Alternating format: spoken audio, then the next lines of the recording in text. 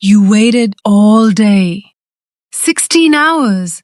Your throat was dry, your head hurt, your stomach was empty. But you kept going. For Allah. Then the adhan came. You smiled. You broke your fast. You ate. And then? Nothing. You wanted to pray Isha. You wanted to stand in Taraweeh. You wanted to read Quran. But your eyes closed. Your body felt like stone.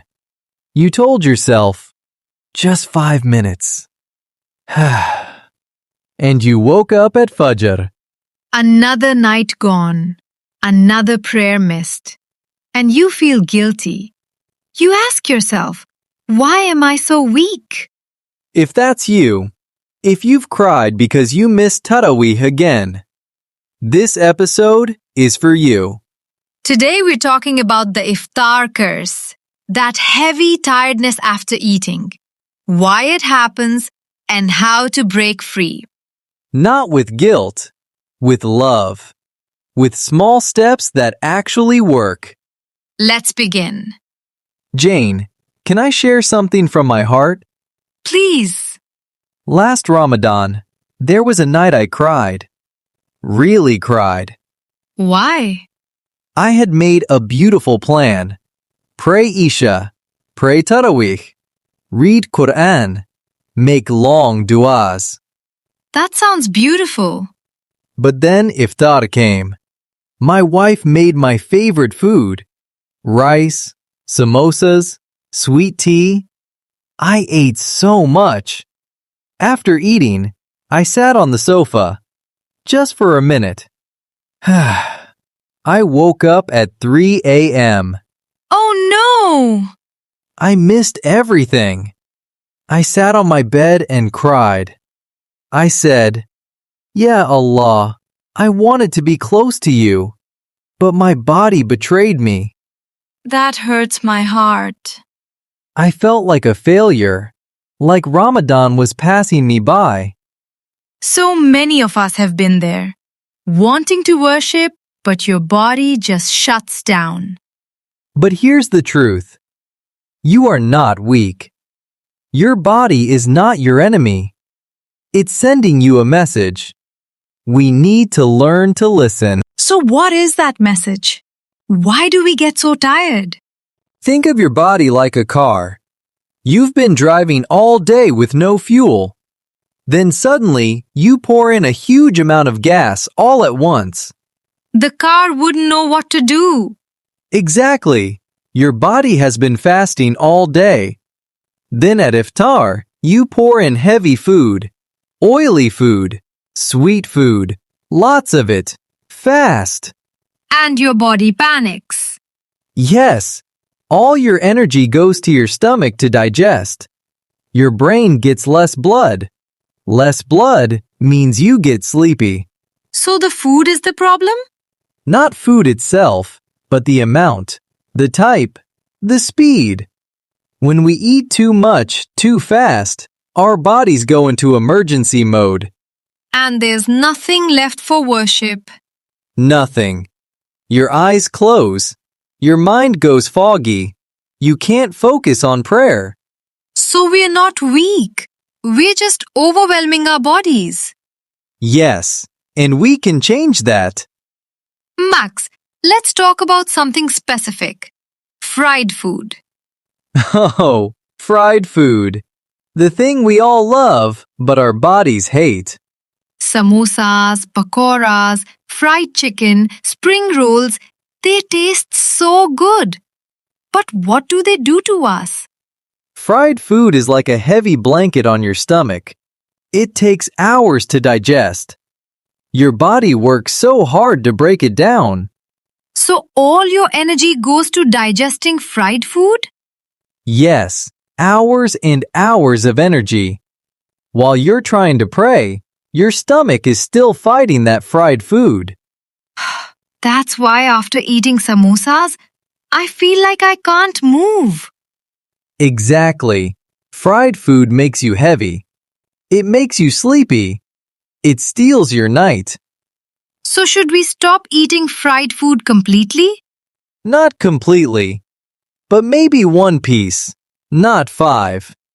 Maybe not every night. Give your body a chance. Your soul will thank you.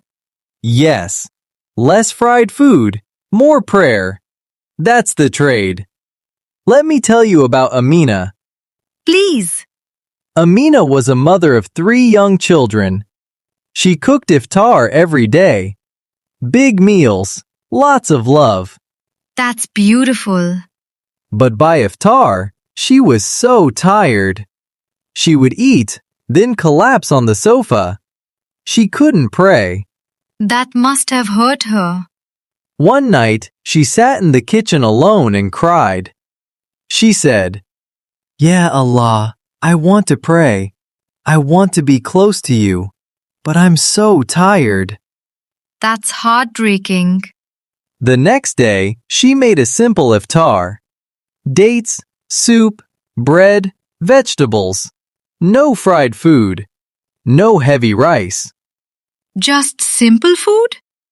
Yes. That night, she wasn't sleepy. She prayed Isha with focus.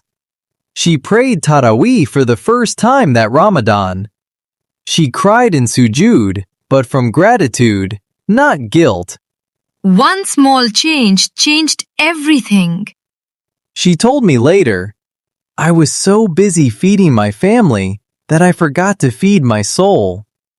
When I made the food lighter, my soul could finally breathe." The Prophet taught us something so simple about eating. Yes, he said, "It is enough for the son of Adam to eat a few mouthfuls to keep his back straight. If he must, then 1/3 for food, 1/3 for drink, and 1/3 for air." 1/3. Not full. Never full. Your stomach should never be completely full. There should always be room. Room to breathe. Room to worship. But in Ramadan, we do the opposite. We starve all day, then stuff ourselves at night. And then we wonder why we can't pray. It's like working against ourselves. The Prophet's way is best. Eat a little. Stop before you're full. Leave space for your soul. There was a boy named Zaid. He was 12. He wanted to pray Taraweeh with his father. That's sweet. But every night, he would fall asleep after iftar. His father would wake him, but he was too tired. Poor boy. One night, his father said, "Let's try something. Eat only half of what you usually eat." Did he? He was worried. He was hungry, but he trusted his father. He ate half. And? That night, he wasn't sleepy. He prayed Isha and Taraweeh with his father. All 8 rakats. Subhanallah. By the end of Ramadan, he was praying 20 rakats. His father said, he didn't need more food. He needed more space. Space in his stomach for worship. There's another enemy hiding in our drinks. Sugar. Yes. Sugar gives you a quick high, then a hard crash. You drink sweet tea, feel great for 20 minutes. Then you can't keep your eyes open. That's the sugar crash. Your blood sugar spikes, then drops fast. So what should we drink? Water. Plain water. It's what your body needs. Maybe milk. Maybe fresh juice with no sugar. Water keeps you hydrated. It helps you stay awake for prayer. Go easy on the sugar. Your nights will thank you. Let's talk about something beautiful. Dates. Dates are a gift from Allah. The Prophet always broke his fast with dates. Why? Dates have natural sugar, gentle sugar. Your body gets energy slowly with no crash. And they're easy to digest. Very easy. Your stomach doesn't have to work hard. You can pray Maghrib with focus. Dates really are perfect. Start with dates and water. Give your body a moment. Then pray. Then eat slowly. There was an older lady named Khadija. She was 65. She couldn't fast all day. That must have been hard. It was. She felt left out. But she made simple iftar for her neighbors. Soup, bread, dates. Just simple food. She would eat with them, a small meal. Then she would pray Isha and Taraweeh. She had more energy than the young people. At 65? Yes. She told me, I can't fast, but I can pray. And I can pray because I don't stuff myself. Less food, more worship. That's beautiful. She taught me that age doesn't matter. What matters is what you put in your stomach. What if you're still tired after all this? Then rest. But rest with intention. What do you mean? Before you sleep, say in your heart, I'm sleeping so I can have energy for tahajjud. I'm resting for Allah. So even sleep becomes worship? Yes, everything becomes worship if your heart is pure. That takes the guilt away. Allah knows you're tired. He doesn't want you to punish yourself. Balance. Sleep a little. Pray a little. There was a man named Hassan. He worked long hours. Hard work. He was always tired. How did he manage? He struggled. Every night he would eat and fall asleep. He missed everything. That's sad. One night, he heard that Allah descends in the last third of the night and asks, Who is asking me so I can give? Powerful. He thought, I want to be the one asking. So he changed his iftar. He ate very light. Then he slept after Isha for 2 hours. And then? He woke up at 1 a.m. He prayed tahajjud. He made dua. He cried. He said it was the most peaceful time of his life. Just him and Allah. Yes, and it started with eating less. Such a small change. Such a huge reward. Let's give simple steps. Step 1. Start with dates and water. Step 2. Pray Maghrib before eating more. Step 3. Eat a light meal. Soup, vegetables, a little protein. Step 4. Go easy on fried food. 1 piece, not many.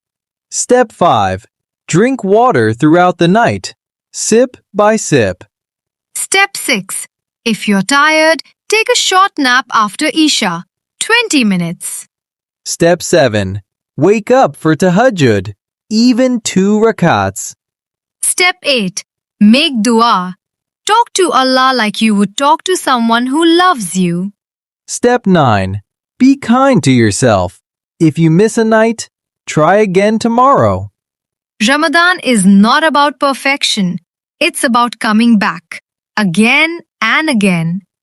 If you're listening and you've been struggling, if you've missed nights, Allah's mercy is bigger than your missed prayers, bigger than your tiredness. He doesn't want you to give up. He wants you to keep trying. Tonight, try one small change. Just one. Eat a little less. Skip the fried food. Drink more water. Pray 1 extra rakat. That one small change could be the beginning of something beautiful. Allah is waiting for you, in the darkness, with open arms.